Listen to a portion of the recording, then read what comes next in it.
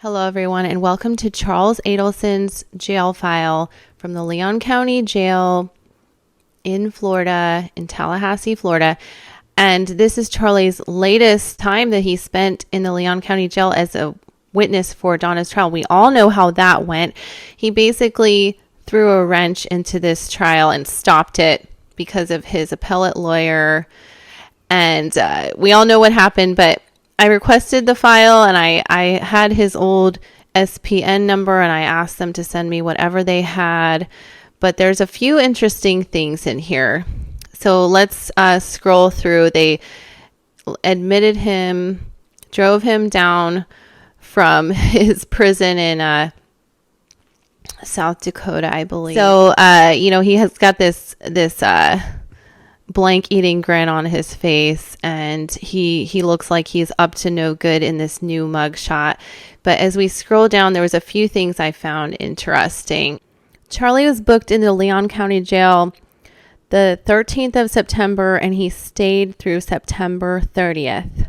He still has Harvey as his point of contact, and they give him a rating classification of 19, which was a higher score than last time. I think he got a 15, which means he was medium custody, but because of his charges, I think he was a high number for the danger to others. But I found this very interesting. The people that he's supposed to stay away from. Let's take a look at this. I don't know who this Justin Haynes individual is. Obviously, we know Luis Rivera, he's supposed to stay away from. John Leishman, I don't know about this individual. I haven't seen anything in his file about that.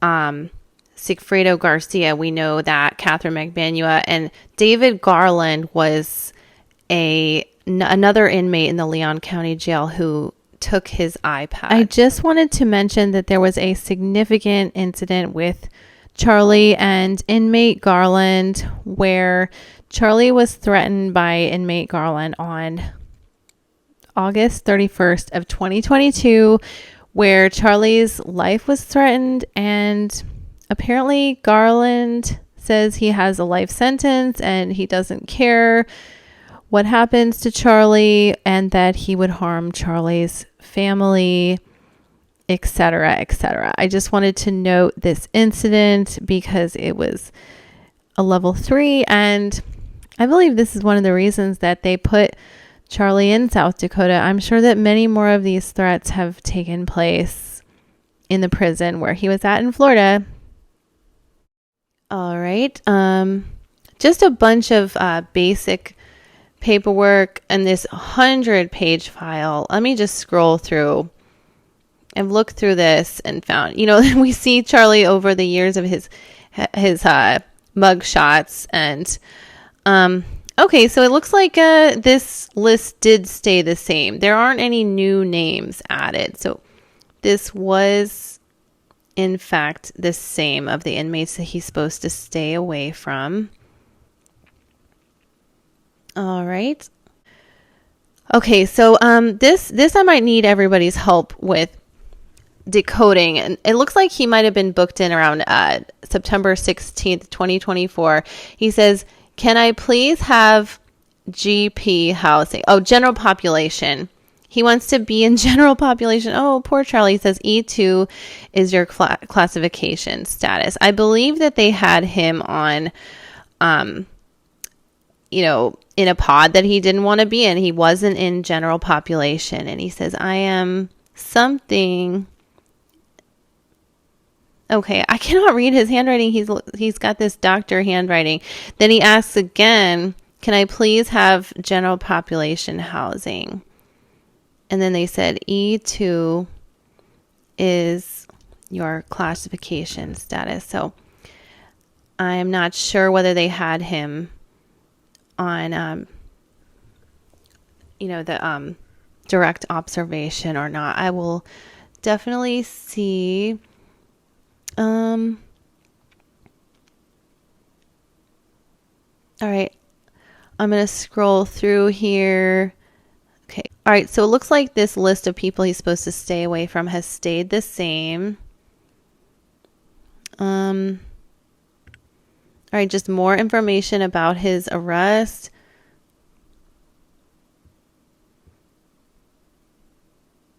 All right, then we've got a lot of court dockets here. A lot of motions filed. I mean, and now he's got this big, expensive appellate lawyer, Offerman, who is just wreaking havoc in Donna's trial. And it seems like when people can afford expensive lawyers, they like to push paper and cause a lot of hell for the families. And honestly, my heart goes out to Ruth Markel and people like Katie Kool-Lady who have to go through this appeal process, and pray and hope that Charlie's appeal doesn't work. And going into Rosh Hashanah, Yom Kippur, and Ruth's birthday, my heart goes out to the Markel family. All right, so scroll.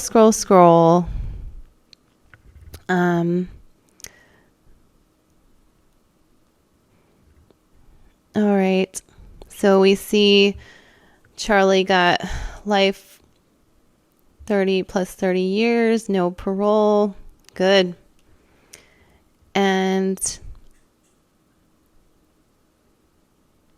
all right, trying to find some interesting things in here. Scroll.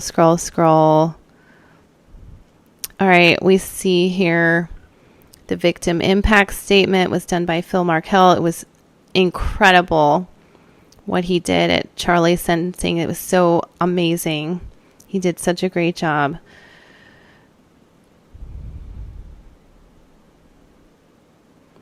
All right. Okay, so this is all kind of old information. All right, they did a offender search. They didn't find anything on him. All right, so I thought this was kind of interesting. The outfits that Charlie was wearing during jury selection: blue pants, blue shirt, black socks, white t-shirt, blue jacket, 3 ties. And we saw him wearing that same suit during, I guess, the whole trial. And I guess his lawyer, Daniel Roshbaum, brought it to him. And I heard that there was a big to-do about Donna's outfits too. So, black shoes, black socks, blue coat. Interesting. Clothing for his trial. This is stuff I've never seen before. I kind of found it interesting. I hope you guys do too. This was interesting. He had to pay $112.80. I'm not sure why or who he made the check to, but I'm not sure. He's going to owe a lot of money, or Don is going to owe a lot of money for this trial being canceled. All right, and then this was the stuff that I think he had to his property report when he was transferred to prison that he took with him. All right, I think I've gone over these requests before from Charlie, but it's interesting to note that in 2022, he was in Pod E. He was kept, much like Katie, asking for his shoes, needs size 11 to 12 shoe. And he was in cell number 46. My headphones stopped working. His handwriting is atrocious, might I just add. And he said his shoe cuts into his foot. Poor Charlie. Just terrible. All right, so Charlie said he needs new ear pods. Then he was in cell 37 at that time. Pod E. All right, and he was in cell number 46 at this time. He said he broke his left shoe. The new one hurt my foot. All right, let's keep scrolling. All right. And then they moved him around a lot. I found that interesting. Pod 37. I need new ear pods. And let's keep scrolling.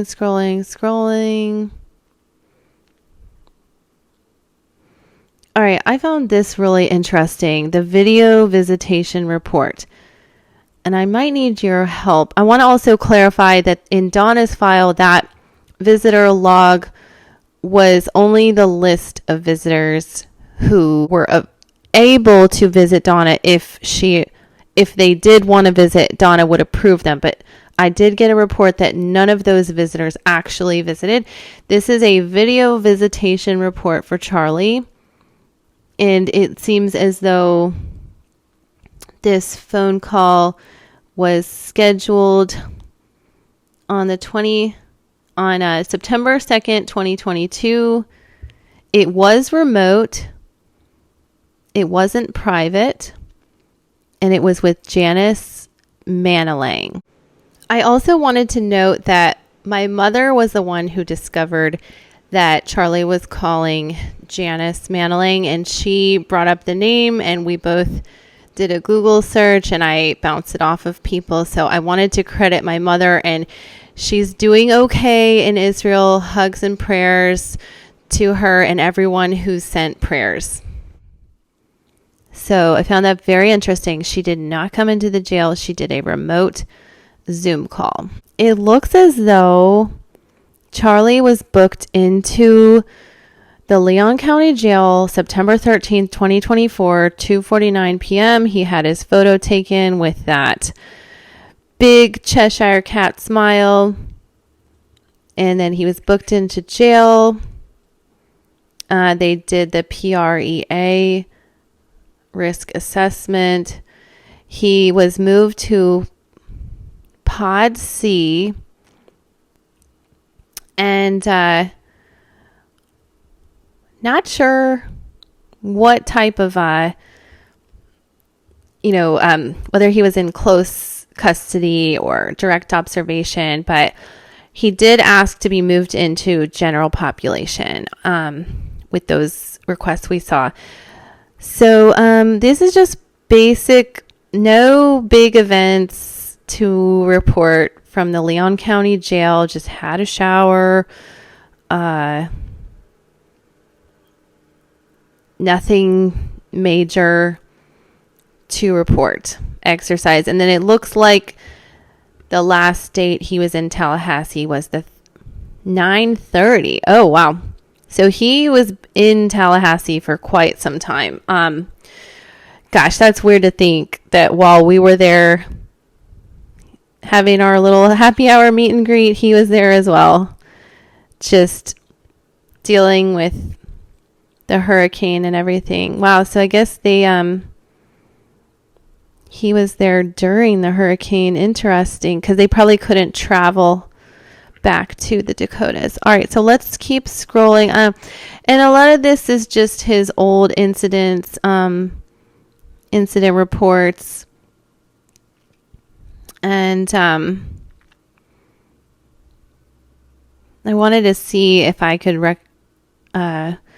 recognize any of the names on that list of people he's supposed to stay away from. But I do remember that Garland was the one, let's see, formally disciplined.